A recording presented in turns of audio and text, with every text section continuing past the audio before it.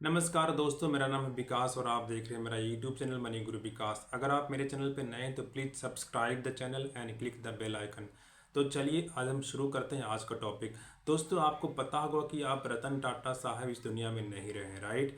तो आज हम उन्हीं की उन बातों पे डिस्कशन करेंगे जो रतन टाटा ने बताया है उन लोगों को जो बिजनेस बिल्ड करना चाहते हैं या बिजनेस कर रहे हैं और उसमें सफलता पाना चाहते हैं या फिर धन कमाने की दिशा में काम कर रहे हैं, इन्वेस्टर हैं, रिटेल इन्वेस्टर हैं या बड़े इन्वेस्टर हैं या छोटे इन्वेस्टर हैं, उन सब के लिए जो जो वेल्थ बिल्ड करना चाहते हैं, बहुत सारा धन जो सही तरीके से कमाना चाहते हैं, उनके लिए रतन टाटा ने बहुत अच्छी अच्छी बातें कही हैं।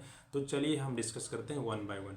तो सबसे पहले जो उन्होंने बात कही है कि इन्वेस्ट इन लॉन्ग टर्म। आपको लॉन्ग टर्म का जो है अप्रोच लेकर के चलना। ऐसा नहीं कि भाई 6 महीने के लिए हम इन्वेस्टमेंट कर रहे हैं या 6 महीने के लिए हमें बिजनेस करना चाहते हैं, राइट। तो वो उन्होंने नहीं कहा है करने के लिए।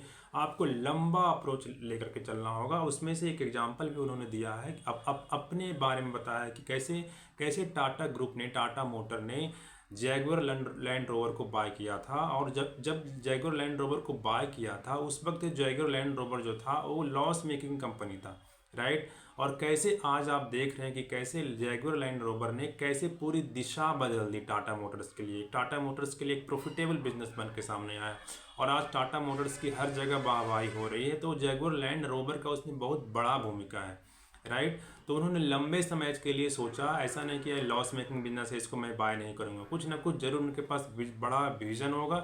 इसलिए उन्होंने जैगुआर लैंड रोवर को अपने खरीदा उन्होंने, राइट। तो आप हमेशा इन्वेस्टमेंट करें या बिजनेस करें, जिस दिशा में भी आप काम कर रहे हैं उसमें लंबा अप्रोच लेकर के चलें, लॉन्ग टर्म का अप्रोच होना चाहिए, राइट। दूसरी बात उन्होंने कहा है कि डाइवर्सिफाई योर इन्वेस्टमेंट। आपको एक जगह सारे, तो वारन बफेट ने भी बोला है कि आपको सारा जो इन्वेस्टमेंट का पैसा है एक बिजनेस में या एक सेक्टर में या एक कंपनी में नहीं लगाना है, राइट। तो इन्वेस्टर भी इससे ये समझ सकते हैं कि आपको एक जगह इन्वेस्टमेंट नहीं करना है। तो टाटा ग्रुप के अगर एग्जाम्पल में बताऊँ, जो रतन टाटा ने एग्जाम्पल जो दिया उसमें ये दिया है कि टाटा ग्रुप भी जो है वो बहुत सारे सेक्टर्स में इन्वेस्टमेंट किया हुआ है। उसमें उस आईटी की वो कंपनी है, वो दिग्गज आईटी कंपनी टीसीएस उसी का है। स्टील में उसका इन्वेस्टमेंट है, उसका एफएमसीजी में इन्वेस्टमेंट है, उसका लगभग हर सेक्टर में टाटा का इन्वेस्टमेंट है, राइट। तो आपको यही सीखना है इससे कि आपको अपना जो इन्वेस्टमेंट है आपको, और जो बिजनेसमैन है, जो नए बिजनेसमैन है या जो इन्वेस्टर्स हैं, उनको यही सीखना है कि आपको अपना इन्वेस्टमेंट भी बहुत सारे सेक्टर्स में डाइवर्सिफाई करके रखना है। तीसरा जो उन्होंने कहा है कि स्ट्रेटेजिक एक्विजिशन। तो ये तो बात है जो बिजनेस करते हैं उनके लिए। स्ट्रेटेजिक एक्विजिशन जो है, टाटा ने कई सारे एक्विजिशंस की। टाटा ने टेटली को खरीदा जो चाय की कंपनी है, टाटा ने कोरस को खरीदा यूरोप में जो स्टील कंपनी है, टाटा ने जैगुआर लैंड रोवर को खरीदा जो कि एक ऑटोमोबाइल कंपनी है। टाटा ने ऐसे बहुत सारे कंपनियों को खरीदा, राइट। और वो बाद में चल करके टाटा ग्रुप के लिए बेनिफिट सामने आया लेकर के कि टाटा ग्रुप आज जो है जहां है उन एक्विजिशंस के चलते भी है। खास करके टाटा मोटर्स जहां पे है वो तो बिल्कुल जो है जैगुआर लैंड रोवर के कारण है, राइट।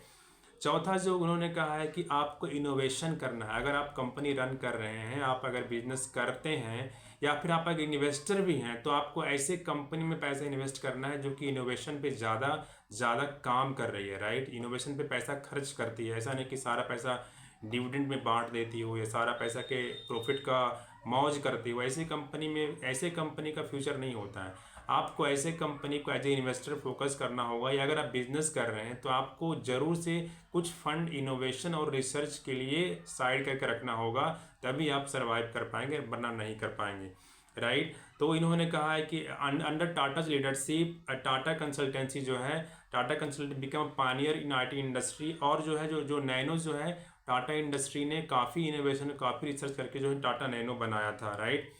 और जो है जो नेक्स्ट पॉइंट है, focus on quality and integrity. ये बहुत महत्वपूर्ण बात है।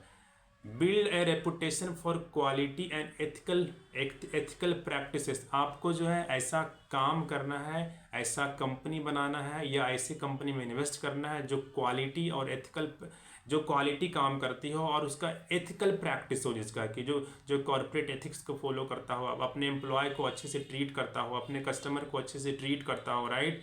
अपने स्टेक होल्डर्स, अपने शेयर होल्डर्स को अच्छे से ट्रीट करता हो, इसी को बोलते हैं एथिकल।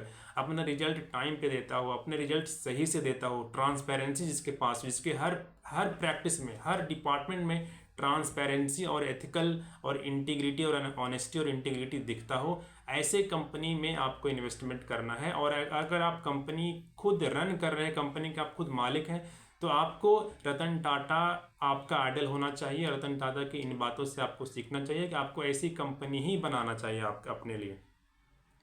जो नेक्स्ट जो बात उन्होंने कही है कि आपको पीपल में इन्वेस्ट करना है। एज ए बिजनेसमैन आपको देखना चाहिए कि आपको अपने एम्प्लॉय पे फोकस करना चाहिए। आप अपने एम्प्लॉय पे आप फोकस करेंगे तो ही आप आगे बढ़ेंगे, राइट। तो इन्वेस्ट इन पीपल करना है कि Tata's focus on employee welfare and development is evident in initiatives like Tata Business Excellence Model, which emphasizes continuous learning and improvement among employee। तो टाटा अपने एम्प्लॉय के ऊपर बहुत पैसा खर्च करते हैं, अपने एम्प्लॉय के ट्रेनिंग में बहुत पैसा खर्च करते हैं।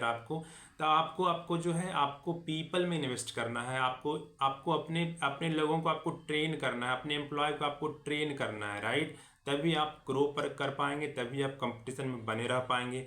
और आपको एज ए इन्वेस्टर भी ऐसी कंपनी को फोकस करना है, ऐसी कंपनी में पैसा लगाना है जो ये सब काम करती हो। वरना जो है आपको ऐसे कंपनियों से दूर रहना है जो अपने लोगों में इन्वेस्टमेंट नहीं करता हो, जो अपने एम्प्लॉय को ट्रेनिंग नहीं देता हो, राइट। जो नेक्स्ट जो पॉइंट है जो रतन टाटा ने एम्फसाइज किया है वो इस बात पे किया है कि आपको फिलेंथ्रोपी भी करना है। जनरेटिंग वेल्थ, उन्होंने कहा कि generating wealth should also involve giving back to society, right. तो आप अगर सोसाइटी को दे रहे हैं, राइट, अगर आप बहुत पैसा कमा रहे हैं तब आपको सोसाइटी को देना चाहिए, क्योंकि आप जो कमाई करते हैं, अगर आप बहुत पैसा कमा रहे हैं तो आपको सोसाइटी को देना चाहिए, क्योंकि उसमें सोसाइटी का भी हिस्सा होता है, राइट। तो his philosophy was clear, the success of a company is linked to the welfare of society, right. अगर आप अच्छा काम कर रहे हैं, आप सोसाइटी के लिए कुछ नहीं करते हैं, तो फिर आपका मतलब आप एक बहुत अच्छी कंपनी बिल्ड नहीं कर पाएंगे, राइट। अगर आप इसका उल्टा, अगर आप बहुत अच्छा काम कर रहे हैं, आप सोसाइटी को भी दे रहे हैं, तो आप अच्छी कंपनी यानी कि बिल्ड किए हुए हैं, राइट। मतलब इसका फ़ायदा मिलता है, इसका फ़ायदा ऑर्गेनाइजेशन को मिलता है, इसका फ़ायदा आपको नए क्लाइंट्स गेन करने में मिलता है। आपको ये जो आप अच्छे जब काम करते हैं ना, तो इसका एक अलग इमेज बनता है आपके कस्टमर के ऊपर, आपके एम्प्लॉय के ऊपर, कंट्री के ऊपर, गवर्नमेंट के ऊपर, राइट। और लोग उससे सीखते हैं और लोग फिर ऐसा करते हैं, राइट। तो नेक्स्ट जो उन्होंने बात कही है कि आपको जो है अब ये जो इन्वेस्टर के लिए है और सबके लिए है कि आपको हमेशा सीखते रहना है। अगर आप एक बिजनेस रन कर रहे हैं तो आपको कंटिन्यूस लर्निंग पे फोकस करना होगा। आपके अपने एम्प्लॉय के कंटिन्यूस लर्निंग पे फोकस करना होगा। अगर आप इन्वेस्टर हैं तो आपको कंटिन्यूसली लर्न करना होगा, ऐसी कंपनी को आइडेंटिफाई करना होगा जहाँ की आपका पैसा ग्रो हो सके, राइट। तो कंटिन्यूस लर्निंग पे फोकस करना बहुत ज़रूरी है उसके लिए जो इन्वेस्टर है और उसके लिए भी जो बिजनेस ओनर्स हैं। Continuous learning is very very important. Next बात जो उन्होंने जो कहा है कि प्रायोरिटाइज एथिक्स ओवर प्रॉफिट।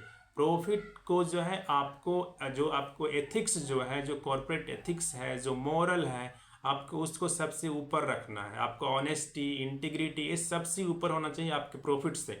ऐसा नहीं कि आप हमेशा प्रॉफिट को लेकर के काम करें और अपने एथिक्स को लेकर के, अपने वैल्यू को लेकर के काम नहीं करें, राइट। तो उन्होंने बोला है Ratan Tata has always emphasized the importance of integrity and ethical business practices, right. एक कितनी बड़ी बात है पूरे टाटा ग्रुप ने, टाटा ग्रुप के जितने भी चेयरमैन हुए, राइट। आप जे आर डी टाटा से लेकर के ले लो, आप रतन टाटा तक की अगर बात करता हूँ, क्योंकि मैं तो रतन टाटा तक जानता हूँ, तो they have always emphasized the importance of integrity and ethical business practices. और इसी कारण से जो आप देखोगे इन्फोसिस के जो नारायण मूर्ति हैं, नारायण मूर्ति भी जो है ऐसे बिजनेस वैल्यू को वैल्यू देते हैं और ऐसे वो भी अपना जो इन्फोसिस बनाए हैं तो इसी वैल्यू और इसी एथिक्स के अराउंड बिल्ड किए हैं, right. He believes that profit should not come at the cost of value. एक बहुत बड़ी बात है, आजकल के लोग इस बात को कंसिडर नहीं करते हैं। जो बहुत सारे जो बहुत तरह के लोग होते हैं सोसाइटी में, राइट, वो वैल्यू को मतलब कि सेकेंडरी मानते हैं, वो प्रॉफिट को प्रायोरिटी देते हैं, राइट। तो रतन टाटा ने इस बात को एम्फसाइज किया। और जो नए जो भी मेरा अब जो इस वीडियो को देख रहे हैं, जो यंग लड़के देख रहे हैं इस वीडियो को, जो बिजनेसमैन देख रहे हैं, उनको इस बात का ध्यान रखना चाहिए कि उन्होंने कितनी बड़ी बात कही। He believes that profit should not come at the cost of ethics और value. Profit should not come at the cost of ethics और वैल्यू, राइट. जो नेक्स्ट उन्होंने जो बात कही है, take calculated risk, right. Ratan Tata ने बोला है कि आप कैलकुलेटेड रिस्क लीजिए. Ratan Tata led the Tata group acquisition of international companies like Jaguar and Land Rover, Italy and other company.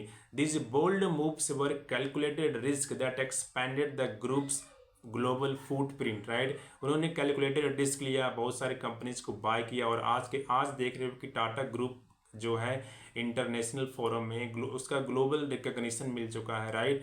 तो उन्होंने कैलकुलेटेड रिस्क लिया, टाइम पे सही एक्विजिशन किया, सही टाइम पे इन्वेस्टमेंट किया, लंबा विजन रखा, तो आज सबका बेनिफिट उनको मिला, राइट. तो नेक्स्ट जो उन्होंने बात कही कि value people and relationship, right. Ratan Tata believe that people are the core asset of any business. एक बहुत बड़ी बात उन्होंने बोली कि people are the core asset of any business. Treating employee and business partner with respect has been central to his philosophy, right. आपको जो अपने एम्प्लॉय को है और अपने जो है बिजनेस पार्टनर्स को है, आपको बहुत सम्मान के साथ ट्रीट करना चाहिए, राइट. और ये उनका मतलब विजन रहा, ये उनकी फिलॉसफी का हिस्सा रहा, इसीलिए आज उनका लोग इतना रिस्पेक्ट करते हैं, राइट. तो ये जो है कुछ इन्होंने बात कही. और जो गिविंग बैक टू सोसाइटी तो मैंने बोली दिया, फिलैंथ्रोपी की बात है, राइट. तो philanthropy has been key part of Ratan Tata's business philosophy. The Tata group's charitable foundation contribute significantly to education and other health care stuff, right. तो आपको सोसाइटी को देना है. आप अगर बहुत ज़्यादा मोटा प्रॉफिट कमाते हैं तो you must give this back to society, right. तो ये कुछ 12 बातें मैंने डिस्कस किया आपसे. तो प्लीज़ आप फिर से इस वीडियो को देखिए और इसको समझिए कि उन्होंने क्या कहा. अगर आप नए बिजनेस रन कर रहे हैं या नए बिजनेस बनाना चाहते हैं तो आप रतन टाटा की इन जो 12 बात है इनको अगर आप फोकस में लाएंगे तो आप एक अच्छा ऑर्गेनाइजेशन बिल्ड कर सकते हैं. अगर आप चाहे मैनेजर भी हैं या फिर आप अगर नया स्टार्टअप ओपन किए हैं तब भी आपको इस बात का ध्यान रखना है. या आप अगर म्यूचुअल फंड मैनेजर हैं या फिर आप अगर रिटेल इन्वेस्टर हैं, आप स्टॉक मार्केट में इन्वेस्ट करते हैं, तब भी आपको इन सब बातों का ध्यान रखना चाहिए. और किस बात का आपको ध्यान रखना चाहिए, आप जो भी करते हैं उसके अकॉर्डिंग आप ये जो 12 बातें हैं अपने लिए कुछ बातों को अपने लिए फिट बैठा सकते हैं, राइट. अगर आपको मेरा वीडियो अच्छा लगा तो please like the video and इसको दोस्तों के साथ शेयर कीजिए. और मेरे चैनल पे नए हैं तो प्लीज़ सब्सक्राइब द चैनल. मिलते हैं फिर अगली वीडियो में, तब तक के लिए bye bye. Thank you, bye bye.